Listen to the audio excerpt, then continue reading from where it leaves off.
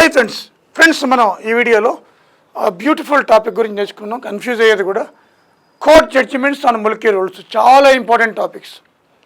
ఇంతకుముందు మీకు వీడియోలో ముల్కీ గెజెట్స్ ఇయర్స్ చెప్పాను మీకు.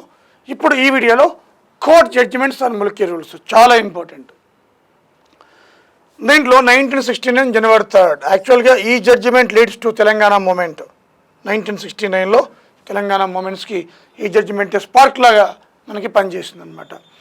ఏంటి అంటే మనకి అప్పుడు కుప్పస్వామి జడ్జి గారు, హైకోర్టు జడ్జి కుప్పస్వామి ఇచ్చారు తీర్పు. ఇది ఏంటంటే ఇది పాలవంచకి సంబంధించి ధర్మల పవర్ స్టేషన్లో ఎక్కువ మంది ఆంధ్ర ఎంప్లాయీస్ ఉండడము, ఆ ధర్మల పవర్ స్టేషన్ తెలంగాణ ఫండ్స్తో కట్టడము ఇదొకటి. అప్పుడు ఎంప్లాయీస్ అందరూ కూడా మనకి కోర్టుకి వెళ్ళినప్పుడు Mulki rules not applicable to APSP SEB ఇది ఆంధ్రప్రదేశ్ స్టేట్ ఎలక్ట్రిసిటీ బోర్డ్ అనమాట. ముల్కీ రూల్స్ అనేవి, ముల్కీ అంటే son of the soil, local వాళ్ళకి ఇవ్వాలనేది. అది ఏపీఎస్ఈబికి చెల్లదట, సెపరేట్ కార్పొరేషన్ అంటే ఏపీఎస్ఈబి. సో వాళ్ళకి మంటెక్కిందనమాట. So Kuppuswamy judge gave favour to Andhra Pradesh. ఈ judgement Palvancha thermal power station, Kothagudem thermal power station సంబంధించి ఇష్యూ అనమాట ఇది. ఓకే, అదేవిధంగా 3rd Feb 1969 చిన్నప్పారెడ్డి జడ్జి గారు, ఇది పబ్లిక్ ఎంప్లాయ్మెంట్ యాక్ట్ అంటే రెసిడెన్స్ యాక్ట్ అనమాట, స్థానికత గురించి రెసిడెన్స్ యాక్ట్ ఇది.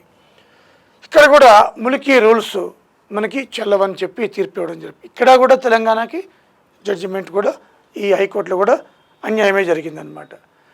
ఇకపోతే 3వది 28 March 1969 జనవరి ఫిబ్ మార్చ్ వరుసన వస్తున్నాయి చూడండి. జస్టిస్ హిదాయతుల్లా, ఇది సుప్రీంకోర్టు, అవి హైకోర్టు అయితే కానీ ఇది సుప్రీంకోర్టు.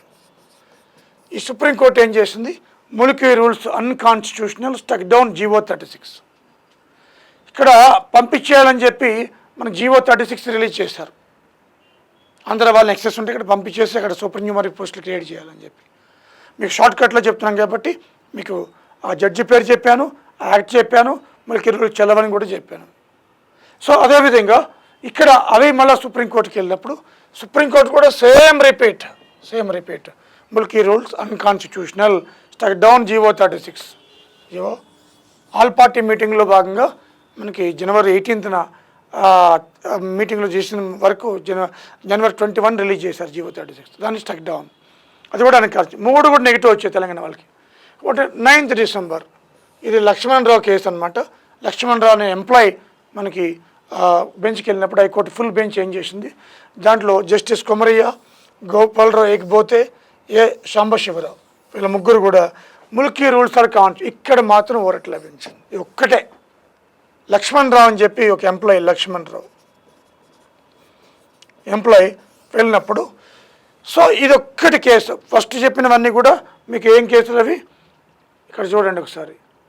ఫస్ట్ కుప్పస్వామి, ఓకేనా, ఏపీఎస్బిబి కేసు. తర్వాత పబ్లిక్ ఎంప్లాయ్మెంట్ యాక్ట్ కేసులో చిన్నప్పారెడ్డి, ఇది కూడా. తర్వాత జస్టిస్ హిదాయతుల్లా సుప్రీంకోర్టు, ఇది కూడా ముల్కీ రూల్స్ చెల్లవని చెప్పింది. ఫస్ట్ టైం లక్ష్మణ్ రావు కేసులో high court full bench, justice Komarayya, అలాగే గోపాలరావు ఏకబోతే, సాంబశివరావు కేసులో ముల్కీ రూల్స్ ఆర్ వ్యాలిడ్. కొంచెం ఊరట కలిగింది. కానీ మళ్ళా 14th December 1972 వెంకటరెడ్డి కేసులో మళ్ళా ఇది కూడా హైకోర్టు ఉమ్మడి హైకోర్టు.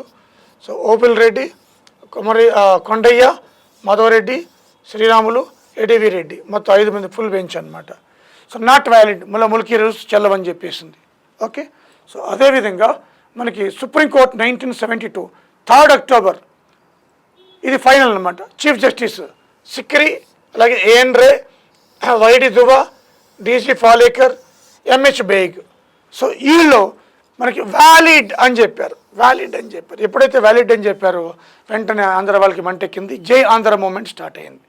జై Andhra movement, this is the Jai Andhra moment. కారణం ఏంటంటే సుప్రీంకోర్టు ఫేవర్గా ఇచ్చింది, సిక్రీ చీఫ్ జస్టిస్ కాలంలో వీళ్ళందరూ కూడా. ఓకే, సో ఇలా మనకి అన్ని ఒక చోట చేర్చుకుంటే ఎంత ఈజీ అయిపోతుంది. ఓకేనా, this is the strength of the academy అనమాట. Okay, thank you very much. ఈ కాన్సెప్ట్ని అందరికీ చెప్పండి. Okay, thank you very much.